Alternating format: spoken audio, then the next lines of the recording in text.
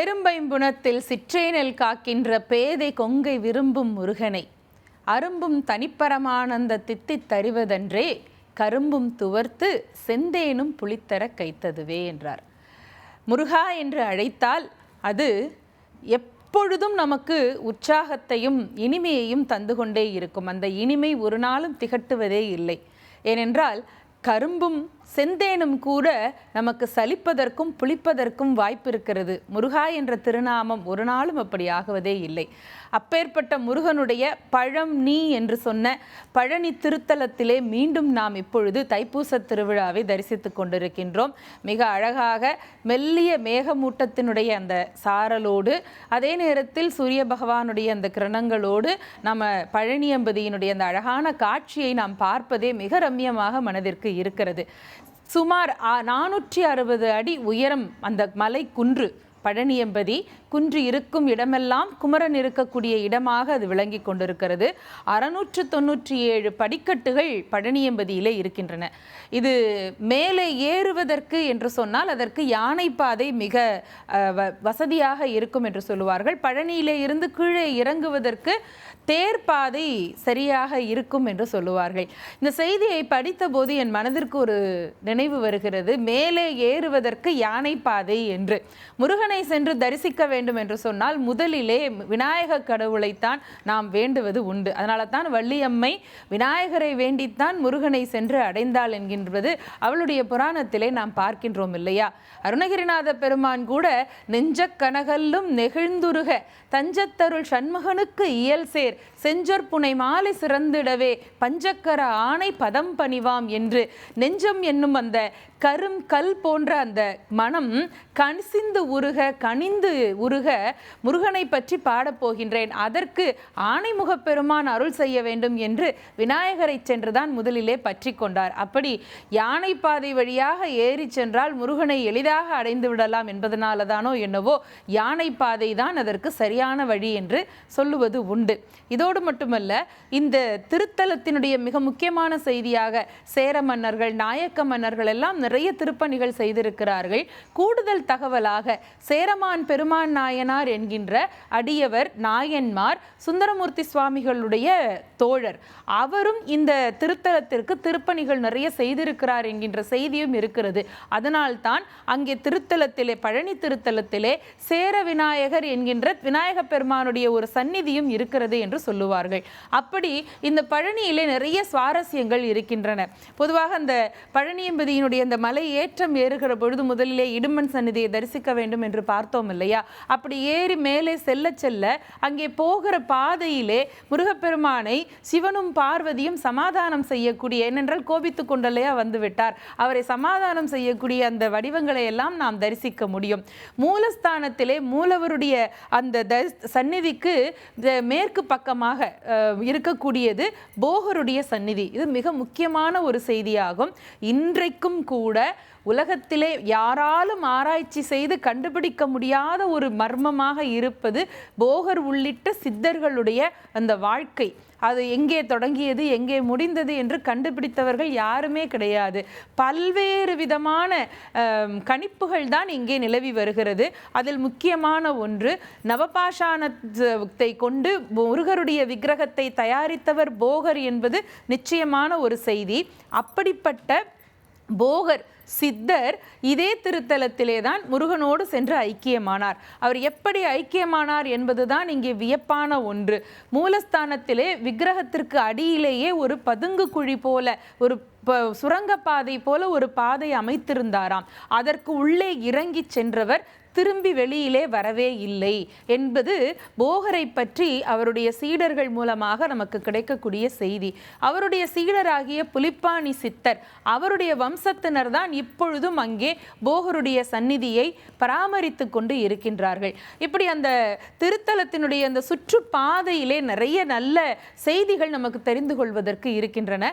அர்த்த மண்டபம் மற்ற அது பழக்கமான மண்டபங்கள் எல்லாம் இருந்தாலும் கூட நவரங்க மண்டபம் என்ற ஒரு மண்டபம் பழனியம்பதியிலே இருக்கிறது.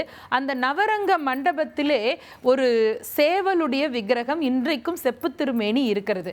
இந்த செப்பு திருமேனியாக அதை வைத்திருக்கிறார்கள். அதில் என்ன ஒரு பெரிய அதிசயம் என்றால், அடிக்கடி நாள்தோறும் ஒரு நாளைக்கே பலமுறை கூட ஒரு நிஜ சேவல் எங்கே இருந்தோ வந்து அந்த சேவல் மீது, விக்கிரகமாக இருக்கக்கூடிய சேவல் மீது அமர்ந்து அது கொக்கரக்கோ என்று தன்னுடைய அந்த வழிபாட்டை செய்துவிட்டு திரும்ப பறந்து போகிறது. எங்கே போகிறது, எங்கே இருந்து வருகிறது என்று யாருக்குமே தெரியவில்லை என்றும் இன்றளவும் அதை பார்த்தவர்கள் வியப்பாக சொல்லுவது உண்டு. முருகப்பெருமானுடைய அந்த பெரிய கருணையிலே அந்த ஆன்மீக அதிசயங்கள் நிரம்ப உண்டு. இன்றைக்கும் பழனிக்கு பாத யாத்திரை செல்லக்கூடிய நீங்க பக்தர்கள் அன்பர்களிடம் கேட்டீர்கள் என்றால் சொல்லுவார்கள், முதல் ஆண்டு பாத யாத்திரை அவர்கள் புறப்பட்டு போனதற்கும் ஒவ்வொரு ஆண்டும் அவர்களுடைய வாழ்க்கையிலே வரக்கூடிய மாற்றத்திற்கும் நிறைய நல்ல முன்னேற்றங்கள் வருவது என்பதை அவர்கள் கண்கூடாக பார்த்திருப்பார்கள். அப்படி இந்த பழனியம்பதியிலே சென்று முருகனை தரிசிப்பது என்பது நம்முடைய நோய்கள் நீங்கும் முதலிலே உடலுக்கு ஆரோக்கியமும் மனதிற்கு தெம்பும் இருந்தால் எதையும் மனிதர்கள் சாதித்து விடலாம் இல்லையா? அந்த இரண்டையும் அருளக்கூடிய மகா வல்லமை படைத்த முருகப்பெருமான் தான் இதோ இப்பொழுது ஆடி அசைந்து அழகாக தேரிலே வந்து கொண்டு இருக்கின்றார். இப்படி வரக்கூடிய இந்த காட்சியை பார்க்கிற பொழுது கந்தபுராணத்திலே சொல்லுவது போதான் நினைவிற்கு வருகிறது.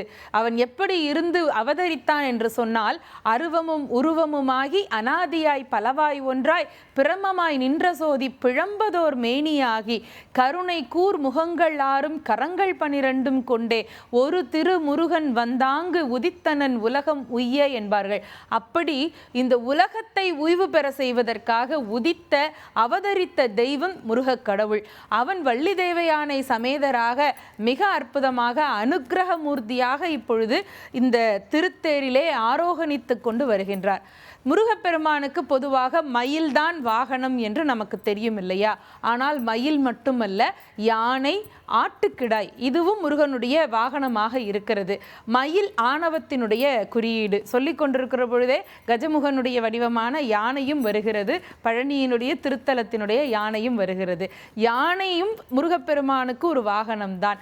ஆணவம், கண்மம், மாயை என்று சொல்லக்கூடிய மும்மலங்களிலே மயில் ஆணவ மலத்தினுடைய சின்னமாக பார்க்கப்படுகிறது, கண்ம மலத்தினுடைய சின்னமாக யானை குறிக்கப்படுகிறது.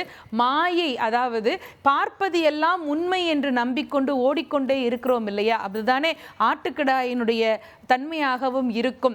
எங்கேயெல்லாம் பச்சை பயிர் இருந்தாலும் அது நமக்கான உணவு என்று நினைத்து ஓடி சென்று ஏமாந்து விடும் இல்லையா? அப்படி மாயை தோற்றத்தை நம்பக்கூடியதனால் ஆட்டுக்கிடாயை மாயையினுடைய குறியீட்டாக சொல்லுவது உண்டு. அந்த மூன்றையும் அடக்கி அதன் மீது அமர்ந்து ஆரோகணிக்கக்கூடியவன் முருகப்பெருமான் என்பதனால் இந்த மூன்றும் அவருக்கு வாகனமாக இருக்கும். இது எல்லாம் முருகப்பெருமான் அடக்கி ஆண்டு வாகனமாக ஏற்றுக்கொண்டு வந்தது உண்டு. ஆனால் இன்றைக்கு திருத்தேரில் ஏறி முருகன் வருகிறார் என்று சொன்னால் நமக்கெல்லாம் ஆனந்தமயமான காட்சியை தருகிறார் என்பதுதான் அர்த்தம். முருகப்பெருமான் என்பவர் சத் சித் ஆனந்தம் என்று சொல்லுவார்கள் இல்லையா? சத் என்பது சிவபெருமான், சித் என்பது உமாதேவி, அதனுடைய ஆனந்த விளைபொருளாக இருக்கக்கூடியவன் ஸ்கந்தப்பெருமான், முருகப்பெருமான் என்பதனால் இன்றைக்கு ஆனந்தமாக, அதுவும் பக்தர்கள் கூட்டத்தை பார்த்தால் முருகனுக்கு கொள்ளை சந்தோஷம் வருமாம். ஒரே குதூகலமாக வந்து விடுவாம். அதுவும் எல்லோரும் ஒன்றாக கூடி அரோகரோகரா என்று அரோகரா கோஷத்தையும் தரும் பொழுது அவனுடைய மகிழ்ச்சிக்கும் குதூகலத்திற்கும் எல்லையே இல்லை என்பார்கள். அப்படி மனம் குளிர்ந்து கருணையோடு இருக்கக்கூடிய நேரத்திலே நம்முடைய வேண்டுதல்களை சொல்லும் பொழுது அவனுடைய அனுக்கிரகம் பல மடங்கு நமக்கு பெருகும் என்பது சத்தியமான உண்மை. பொதுவாக யாராவது ஒரு பெரிய மனிதரிடம் சென்று நம்முடைய விண்ணப்பம் ஒன்றை வைக்கிறோம் என்று சொன்னால் அவர்களுடைய நேரம், காலம், சூழல் இதையெல்லாம் பார்த்துத்தானே செல்லுவோம். அதுபோலத்தான் முருகனும் தெய்வம்தான் என்றாலும் கூட அவரும் மக மகிழ்ச்சியாக இருக்கக்கூடிய காலம், பக்தர்கள் எல்லோரும் குழுமி இருக்கக்கூடிய காலம் என்பதுதான். அதனால தான் சொல்லுவார்கள், பக்தர்களை பார்த்தால் தெய்வத்திற்கு அவ்வளவு மகிழ்ச்சியாம். இன்றைக்கும் கூட சொல்லுவது உண்டு. எது பெரிது என்று ஔவையை பார்த்து கேட்ட பொழுது அவள் சொன்னாள் இல்லையா, பெரிது பெரிது புவனம் பெரிது, புவனமோ நான்முகன் படைப்பு, நான்முகனோ கரியமால் உந்தியில் பிறந்தோன், கரியமாலோ அலைக்கடல் துயின்றோன், அலைக்கடலோ குறுமுனியின் கலசத்துள் அடக்கம், கலசமோ புவியின் சிறுமன், புவியோ அரவினுக்கு ஒரு தலை பாரம், அரவமோ உமையவள் சிறுவிரல் மோதிரம், உமையோ இறைவர்தம் பாகத்துள் அடக்கம், இறைவனோ தொண்டர்தம் உள்ளத்துள் ஒடுக்கம், தொண்டர்தம் பெருமை சொல்லவும் பெரிதே என்றாள் அவ்வை மூதாட்டி. அப்படி தொண்டர்கள் மனம்தான் இறைவன் வாழக்கூடிய அவனுக்கு பிடித்த தலம் என்ற காரணத்தினால் புடைசூழ தொண்டர்களை பார்க்கிற பொழுது முருகனே இப்பொழுது மிக குதூகலமாக வருவதை நம்மால் தரிசிக்க முடிகிறது. நேரலையை தொடர்ந்து தரிசிப்போம் தந்தி தொலைக்காட்சியிலே.